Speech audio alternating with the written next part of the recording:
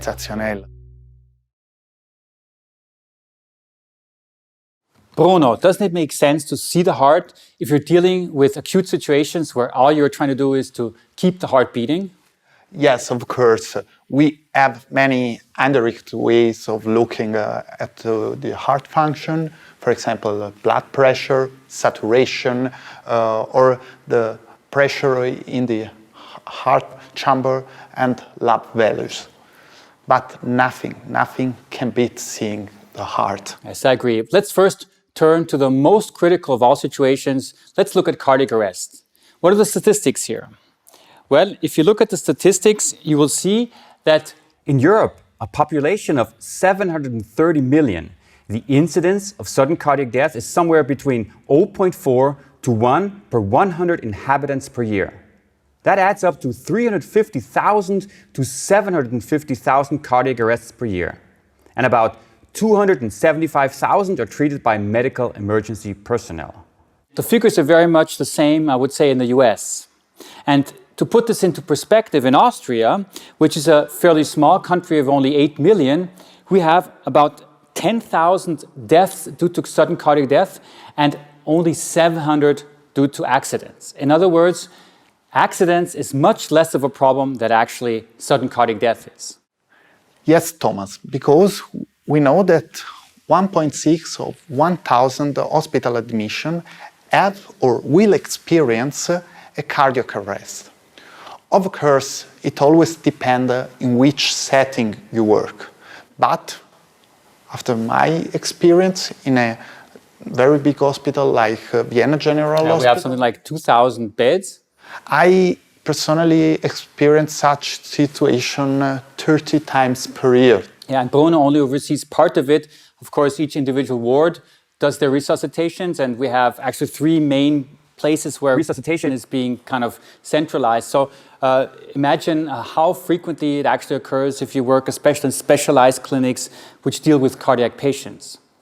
In any case, we're going to deal with all of these issues, and I want to just ask the question of what role does echocardiography really play? Let's hear what Ryan says.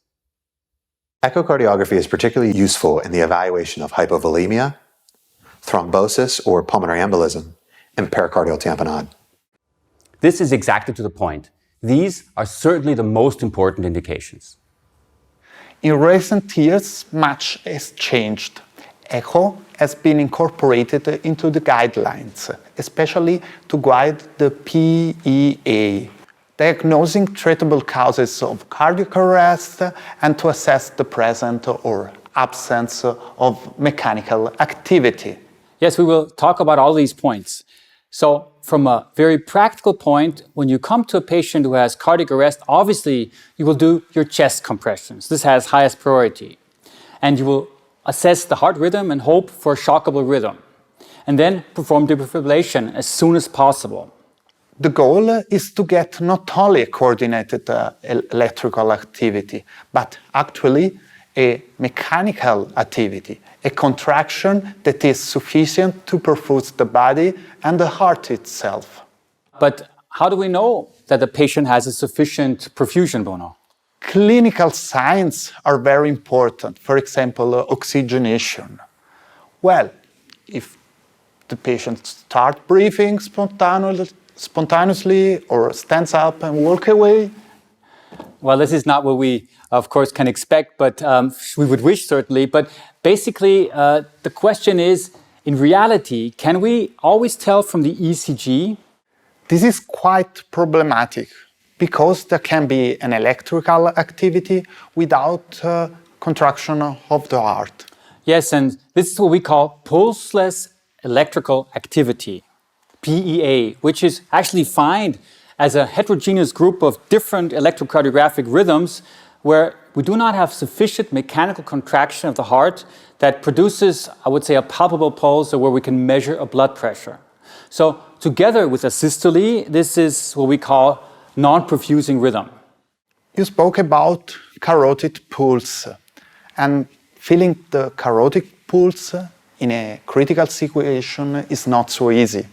Here there is some statistics. Yes, there are some statistics that show if a layperson tries to palpate the pulse, it usually takes somewhere in the range of 9 to 10 seconds to detect the pulse in healthy individuals. And in a study, it actually took some time, people as long as 70 seconds. And now imagine how long it would take if a patient has a weak pulse or where we have problems detecting it because we're in a hectic situation. So putting all this together, checking the pulse on the carotids is not as easy as you would think, even for medical personnel, where studies have shown that it might take even as long as 18.3 seconds to detect the pulse.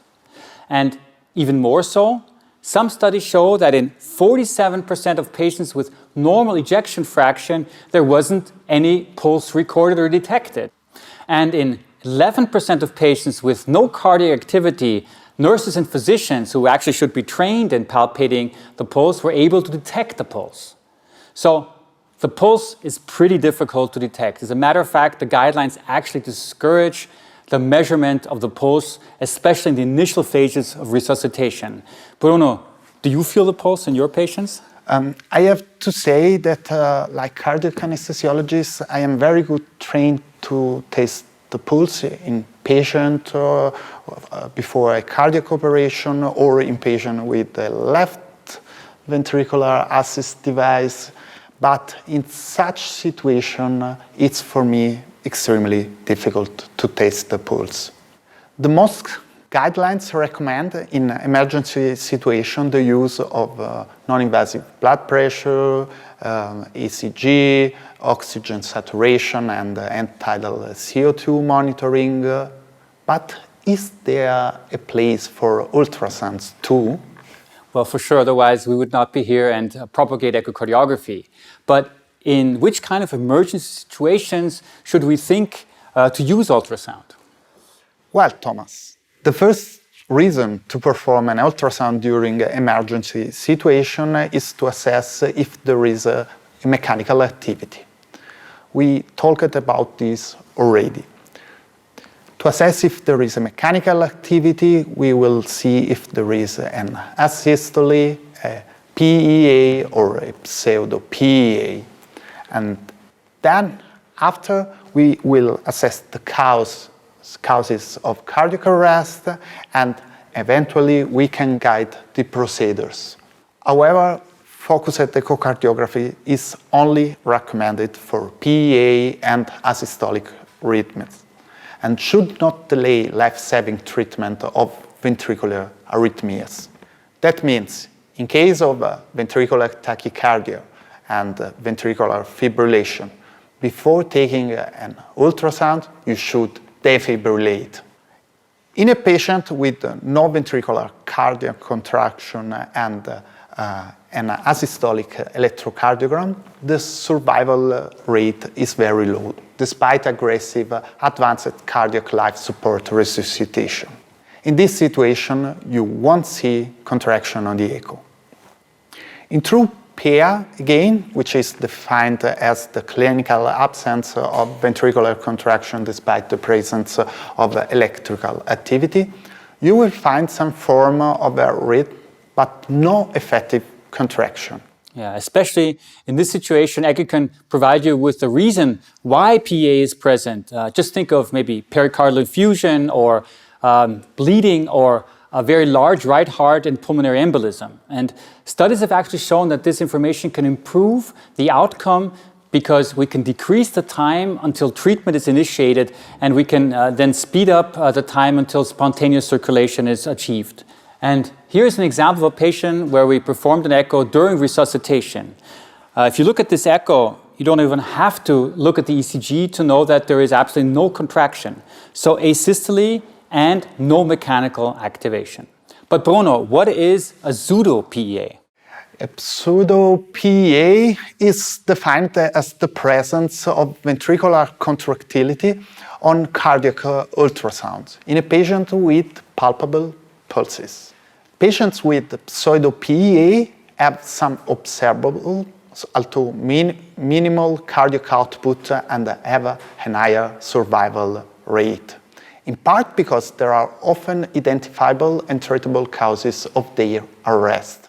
Yes, here's an example of a patient after, or actually during resuscitation. We see that there is a very slow rhythm, And if we look at the echocardiogram here on the right, we see that there's actually some form of contraction, which I guess you will all agree is not sufficient to generate enough blood pressure to really sustain perfusion of the body. So this would be a wonderful case of a pseudo-PA, right? Yeah, right, Thomas. Well, we talked about echo during resuscitation, but how do we actually do it? We have to go to a demonstration to see how we image. Anybody who's witnessed a resuscitation or maybe even performed resuscitation knows that it can be very chaotic. You've got a lot of people standing around and it's sometimes very difficult to actually get to the patient.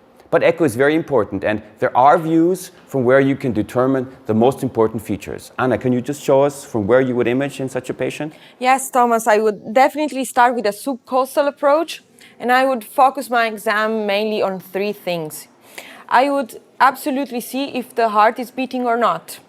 Then I would focus on pericardial effusion, eventually tamponade, and third thing, I would look at the right ventricle because when it's really huge, you could have the suspicion of massive pulmonary embolism. Yeah, that's completely correct. These three things you should exclude, but one question, Anna, what if you cannot get to the subcostal approach for some reason or other? Is there another way that you could look at the heart without interfering with the field of resuscitation? Remember, we should not interrupt that at all. This has highest priority. Yes, Thomas, you are right. I would definitely try to get an apical view. The quality of the image won't be really good, but still I can get my answers. Maybe what I can suggest you stay more medially and you really can see the ventricle. Yeah, I mean, basically you just need to see if the myocardium is moving or not. But one other question I have is, now imagine he, as a young individual, would have cardiac arrest. Is there a diagnosis that you can make or exclude? Yes, when he's so young and I put a transducer, see a really thick septum, the diagnosis is made, it's hypertrophic cardiomyopathy. Because remember, hypertrophic cardiomyopathy is a cause of sudden cardiac death. But this is a topic we'll discuss in a later chapter. To summarize, here are the key points. Start subcostal, then move to apical and even use the peristernal approach if it is practical. And don't forget to look for a cause. But Bruno, is there another way that we can look at the heart? Yes, Thomas. TEE. Do you want to summarize some of the advantages of TE? TEE does not interfere with the chest compression during cardiopulmonary resuscitation. You can also look for dissection. And I would say if the patient is already intubated, use TEE. So in an intubated patient, TE would be the method of choice. Yeah, exactly. Yeah. Well, this is actually a TE study that we performed in a patient during resuscitation. You can see the chest compressions being performed. You see how the heart is compressed. Also very nice to see the effectiveness of your chest compression. You can see that the spontaneous contrast increases and decreases in, I would say, response to the chest compression. And if you make a short pause, you can see whether or not electrical activity is present or not. In this case, we do not see electrical activity.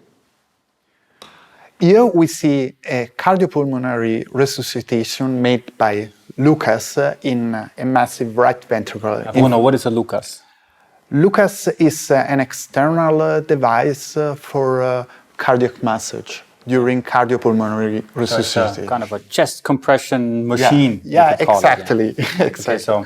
And here we see a patient with a very massive right ventricular infarction. It's not very easy to see, but the right ventricle is very, very big. You see the compression by Lucas on the heart. And you see a little bit of sludge, spontaneous contrast in the right ventricle. Again, I would probably think that you could monitor the effectiveness and the position of the device very nicely with that as well. Yeah, this is very important because sometimes the device is not in the right position and the message is not really effective.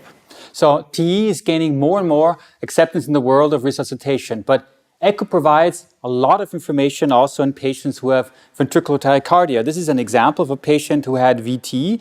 And if you see this, it's very important to also see the function of the heart. If you see this, there's probably more dramatic in the problem posed to a patient maybe has normal left ventricular function in this setting. This is a very, very, very poor ventricle, a patient actually of mine who had dilated cardiomyopathy and very, very poor left ventricular function.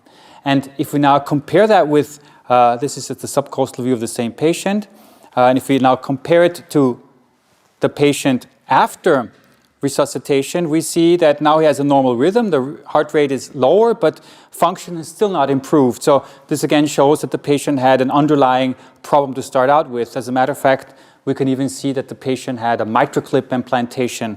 This is the very bright echo that you see right in the middle here. And in opposition, this is another patient, again with a ventricular tachycardia. You see that this patient has a small ventricle, and I would probably be inclined to believe that left ventricular function is actually normal or almost normal. And if you compare this with the previous echo, this is a difference in the way we would probably approach the patient, knowing that this patient has a much better left ventricular function to start out with. And after successful resuscitation, you may still have an impairment of left ventricular function, the so-called myocardial stunning after resuscitation. And this is such an example here. You see that this patient was resuscitated for a prolonged period of time, and despite the fact that he came back with a normal, I would say, rhythm, his function is still not completely normal. In the next demo, we'll show you some additional tricks, especially for situations which are critical but maybe not life-threatening. We've already shown you how to image a patient during resuscitation. The main problem you have there, you do not have time. But when you are dealing with critically ill patients, you do have time to get a good exam. That's completely correct. The only problem here is you cannot position the patient.